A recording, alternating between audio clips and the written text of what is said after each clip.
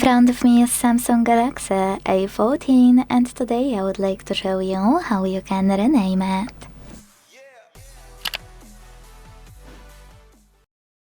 Start by opening Settings and scrolling all the way down. Now click on About Phone. Following that, simply tap on Rename under Current Device Name and type in whatever you want to. Let's go with Sunny. When you finished, hit Done.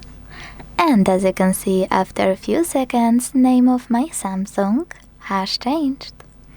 Thanks so much for watching. If you enjoyed this video, don't forget to leave a like, comment and subscribe. Bye!